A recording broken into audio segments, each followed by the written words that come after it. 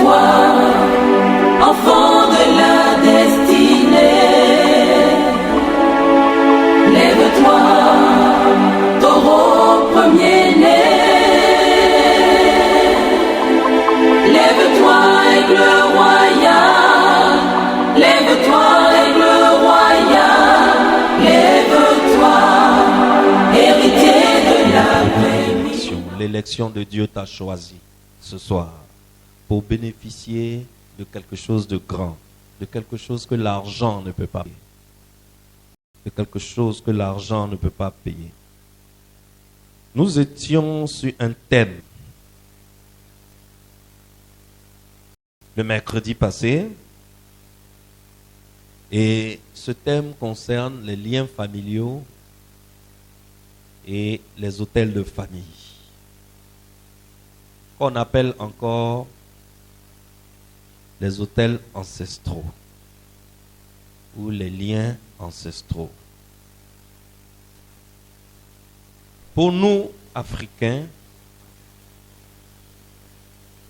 c'est un sujet d'actualité et c'est un sujet très, très pertinent. Pourquoi? Parce que nous n'avons pas été mis en contact très tôt avec le vrai Dieu. Le vrai Dieu, je ne sais pas si vous l'avez remarqué, quand il a un projet, il choisit une personne à qui confier le projet et il compte sur la personne pour répandre la bonne nouvelle de ce projet autour de lui. Lorsque Dieu voulait faire les hommes, il pouvait créer 1 million de modèles d'Adam en un seul coup et les éparpiller sur toute la terre. Mais Dieu n'a pas fait ça. Il a créé combien de personnes? Au commencement, il a créé une seule personne. Mais cette seule personne était en 2 exemplaires. C'est-à-dire, il y avait la personne et son épouse. Mais l'épouse a été créée au même moment que l'époux. C'est-à-dire, Ève a été créée au même moment qu'Adam. Sauf que Dieu avait dissimulé Ève où? À l'intérieur de Adam. Donc, Ève était dans le jardin en même temps qu'Adam, mais Ève n'était pas visible au commencement. Quand le temps choisi par Dieu est arrivé, il a fait dormir Adam et il a fait quoi? Il a sorti Ève qui existait déjà à l'intérieur de Adam. C'est pour cela que les Saintes Écritures nous disent à juste titre que l'homme et la femme, l'homme et sa femme ne forment qu'une seule chair. C'est une parole de sagesse profonde. On prononce, on ne comprend pas. Mais c'est une parole qui vient de celui qui a créé l'homme. Il sait de quoi il parle. Et l'homme, Dieu, quand il voulait faire les hommes sur la terre, il a fait une seule personne avec son épouse. Et il les a chargés de peupler toute la terre. Genèse 1, 28, n'est-ce pas? Donc, lorsque Dieu voulait bénir le peuple juif, lorsque il voulait rentrer dans la vie du peuple juif, il a choisi une seule personne, n'est-ce pas? Abraham. Et il est rentré dans la vie d'Abraham, chargeant Abraham de transmettre la connaissance du vrai Dieu à sa descendance et à sa postérité. Lorsque l'homme a été perdu par la faute d'un seul homme, Dieu va utiliser encore un seul homme pour racheter tous les hommes. Je ne sais pas si vous voyez comment le Seigneur fonctionne. N'est-ce pas? Le Seigneur a un mode de fonctionnement. Quand tu lis la Bible tous les jours, ça commence à devenir évident à tes yeux. Et selon son mode de fonctionnement, Dieu ne s'est pas révélé tout de suite à tous les peuples de la terre. Il a choisi un seul peuple, selon son mode de fonctionnement habituel. Et il s'est révélé à un seul peuple, qui est le peuple juif qui descend d'Abraham. Pendant ce temps, nous existions déjà sur notre continent africain. Mais n'étant pas en contact avec le seul vrai Dieu, et étant confrontés aux réalités, aux vicissitudes et aux péripéties de la vie, nous nous sommes sentis dans l'obligation de trouver un être supérieur à qui confier notre sort. N'est-ce pas? Un être supérieur à qui confier notre sort. Voilà comment nos parents, qui vivaient sur le continent africain, de qui toi et moi on descend, c'est parce que quelqu'un a fait enfant. Quelqu'un a fait enfant. Celui qui a fait enfant a fait enfant. L'enfant a fait enfant. L'enfant a fait enfant, jusqu'à toi et moi on est là aujourd'hui. Ça veut dire que chez Dieu là, moi, mon arrière grand-père qui était sur terre depuis l'époque de Noé, Dieu le connaît. Dieu sait de quel aïeul je descends. Moi, je ne le connais pas, Dieu le connaît. Et un jour, ça, ce sont des choses qui vont nous révéler quand on sera au ciel. C'est pour cela que personne ne doit louper le ciel. Tu n'as pas le droit de louper le ciel. Il y a trop de choses que tu vas découvrir au ciel. Et Dieu choisit de se révéler à un seul peuple pendant que nous étions là. Donc, nous nous sommes choisis nos divinités. Et je vous ai expliqué comment un homme se choisit une divinité. Mais lorsqu'il se choisit une divinité, et que la divinité répond comme il veut à ce qu'il recherche, l'homme lui confie toute sa famille. Il lui confie toute sa destinée. Il lui confie toute sa postérité. Et il dit à l'esprit là, de toute façon tu prends soin de moi, je te confie tous ceux qui descendront de moi. Prends soin d'eux. Alors, l'esprit là, l'esprit à qui on a confié la postérité là, lui il ne s'en met pas.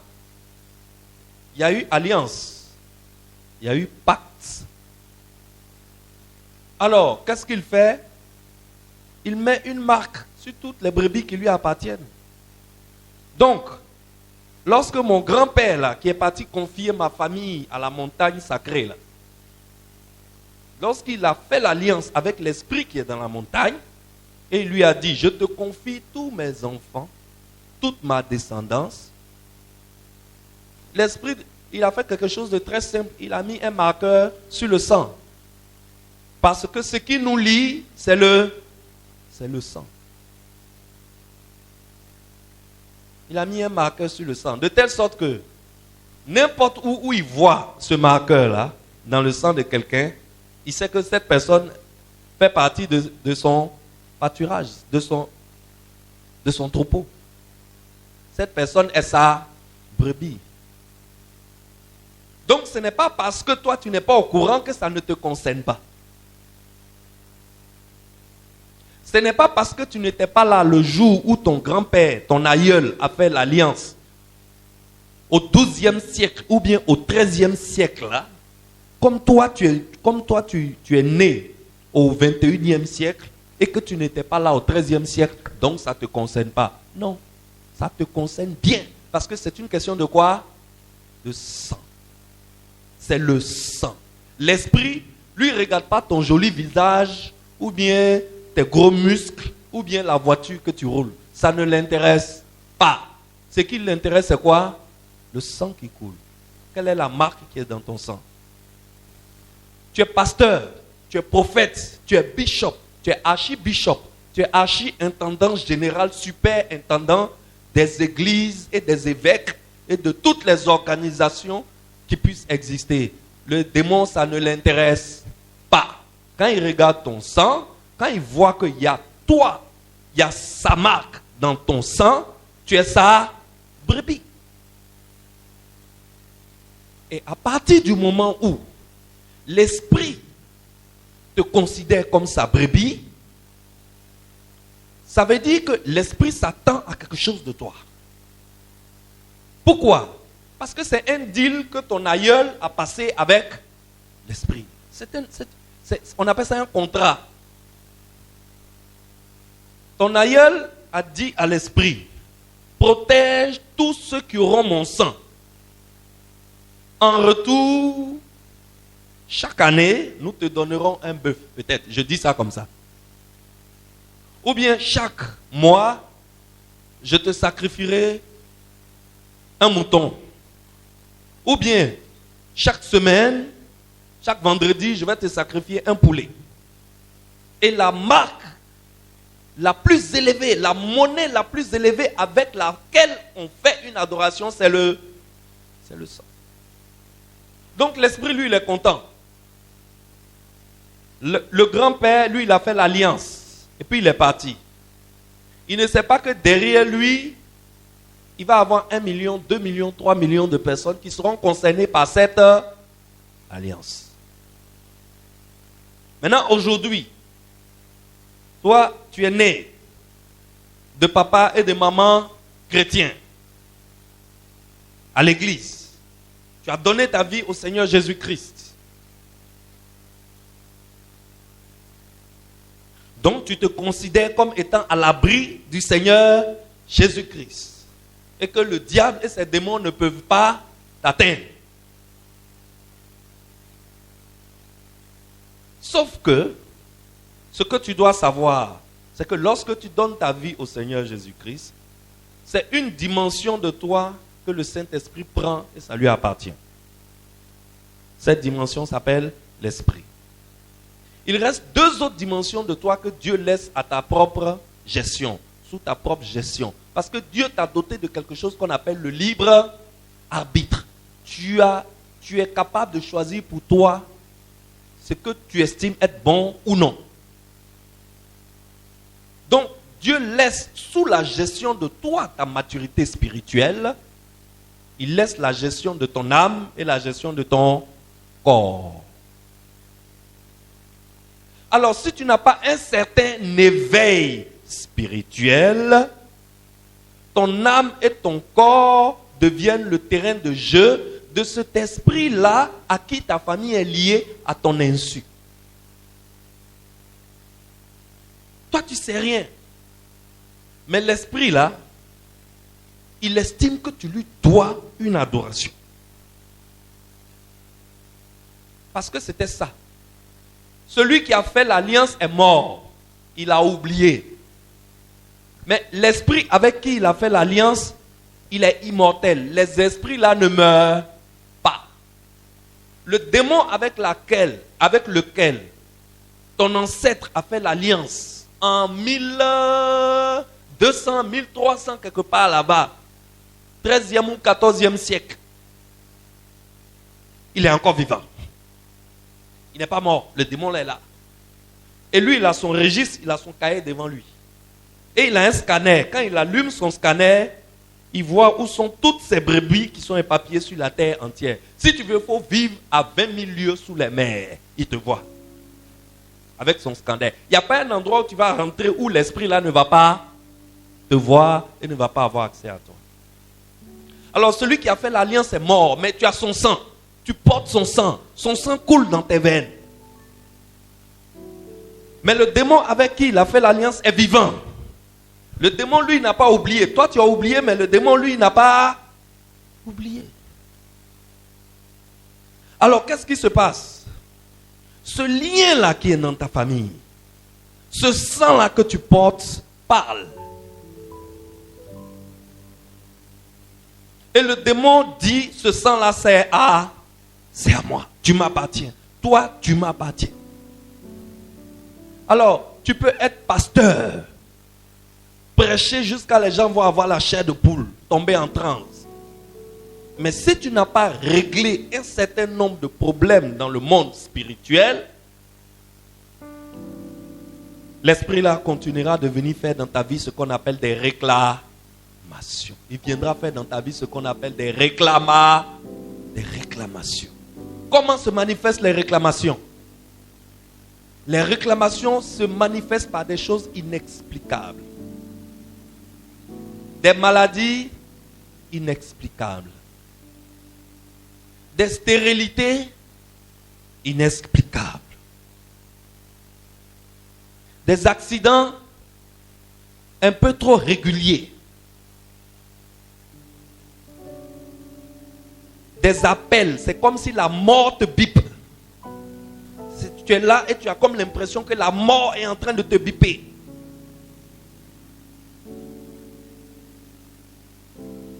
Et cet esprit mélange ta vie. Tu as dans tes mains tous les éléments pour réussir. Tu as tout pour réussir. Tu es intelligent, tu as des relations, tu as un peu d'argent, tu as un capital. C'est pas comme si tu es pauvre. Tu sais comment on prend quelque chose à gauche pour déposer à droite en mettant 50 000 francs dessus pour que tu puisses ramasser les 50 000 francs là pour faire bénéfice. Tu sais faire ça 10 fois dans le mois. Ça te fait un petit 500 000 qui rentre. Tu payes ton loyer, tu manges. En réalité, tu as tout en main pour percer. Mais tu essaies tout, tu ne perces jamais. On dit on est en train de partager de l'argent aux Ivoiriens au plateau. Il suffit de présenter ta carte nationale d'identité. Tout le monde, ça va, ils prennent l'argent, on te montre. Tu vois, chacun a 250 000. Dès que toi, tu mets ton pied sur le territoire de la commune du plateau, quelque chose se passe dans le monde spirituel. Entre le moment où tu es arrivé dans la commune du plateau et le moment où tu vas arriver devant la banque pour faire le rang, l'atmosphère change. On dit l'argent là, on donne plus. Partez à la maison. À cause de toi seul. Parce que le démon sait que tu as besoin de cet argent ad vitam aeternam. Tu as besoin de cet argent à la vie, à la mort. Si tu as cet argent, ça va te soulager. Il ne veut pas que tu sois soulagé. Il veut que tu sois persécuté. Il veut que tu aies mal. Il veut que tu comprennes que tu as un crédit spirituel à payer quelque part. Et il intervient dans ta vie.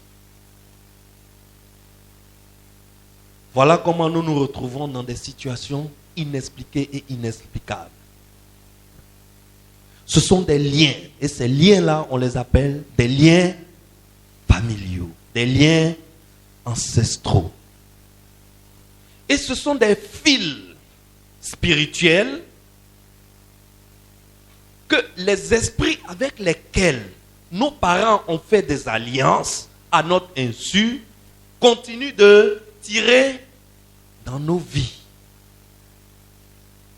Et voilà le terreau fertile qui sert d'arrière-plan de travail à la magie noire africaine qu'on appelle la sorcellerie. Voilà ce qui rend favorable le terrain aux œuvres de la sorcellerie. Le sorcier a un fil à tirer, toi tu ne sais pas. Donc quand le sorcier, il veut agir là, il sait sur quoi appuyer pour t'atteindre.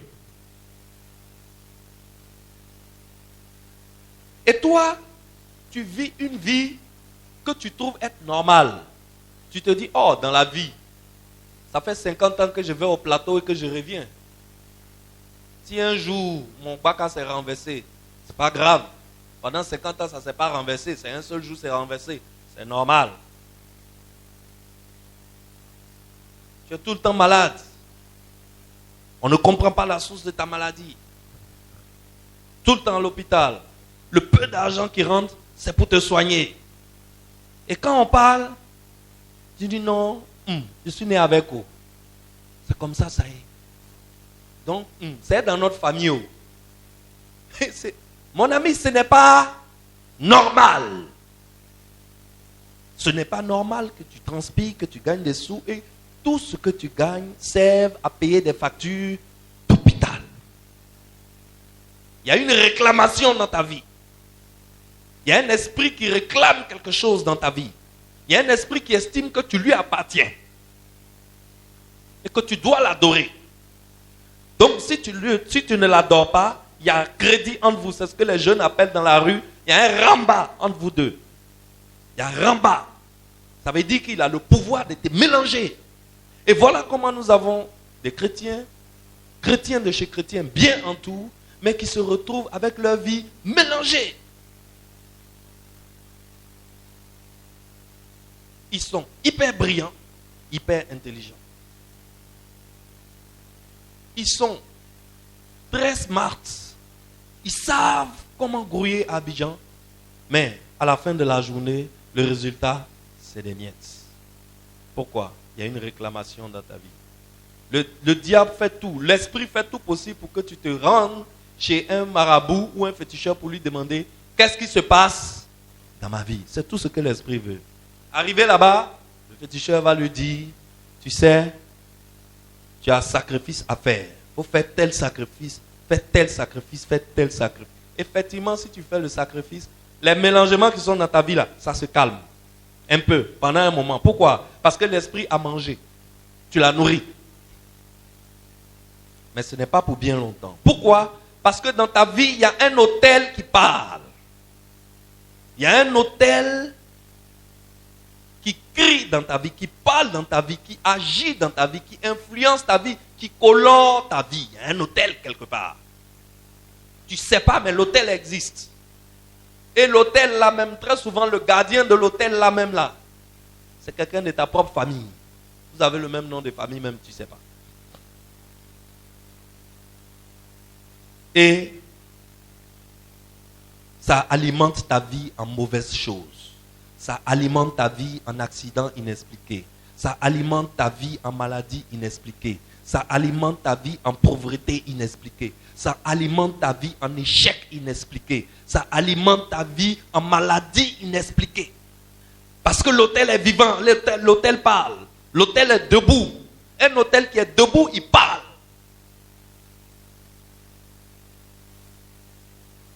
Que faire? C'est là où mon message commence. Que faire?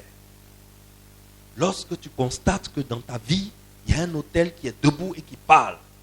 Lorsque tu constates que dans ta vie, il y a des influences de la sorcellerie. Très souvent, malheureusement, les influences de la sorcellerie dans nos vies, nous ne le savons même pas. Parce que ça paraît comme quelque chose de naturel. Tu es au travail, ça fait 7 ans, tu n'as fait aucune promotion, aucune élévation, aucun grade. Tu es un chrétien, ça fait 1 an. Tu n'es pas capable de passer d'un stade au prochain stade. Chaque fois que tu entretiens de faire la dot, ta vie se mélange. Tu gagnais un peu d'argent, tu gagnais un peu d'argent, tu gagnais un peu d'argent, tu gagnais un peu d'argent. Le jour où tu t'en vas acheter les affaires, tu dis je vais faire la dot. Pam, quelque chose se casse. Soit la femme décide que tu n'es plus trop bien pour elle, parce qu'elle a eu mieux, elle quitte. Soit un accident se passe sur toi-même, ou sur l'un de tes enfants, ou sur l'une de tes relations. Tous les moyens vont là-bas, la dot échoue. Tu décides d'épouser ta femme, de l'emmener à la mairie. Mais il y a une voix en toi qui te dit que c'est foutaise. Que pourquoi tu vas l'amener à la mairie? Au nom de quoi? Et chaque fois que tu fais l'effort de passer de l'illégalité à la légalité, tes affaires se mélangent. Plus rien ne marche. Quelqu'un tombe malade. Quelqu'un meurt. Il y a palabre entre toi et la femme. Il y a palabre entre toi et ton papa. Palabre entre ta maman et toi. Palabre entre tes frères et toi. Jusqu'à machette sort. Couteau sort. Chaque fois que quelque chose veut devenir un peu bien, pour que toi aussi tu ressembles à un homme quand même un peu normal, un homme qui travaille un peu, qui gagne un peu d'argent, une interférence que tu n'as même pas pensé arrive de gauche ou de droite et bousille tout. Excellence, il y a un autel qui est debout quelque part, qui parle et qui influence ta vie. Les œuvres de la sorcellerie sont en cours contre toi. Lève-toi, enfant de la destinée. Lève-toi, taureau premier-né. Lève-toi, aigle roi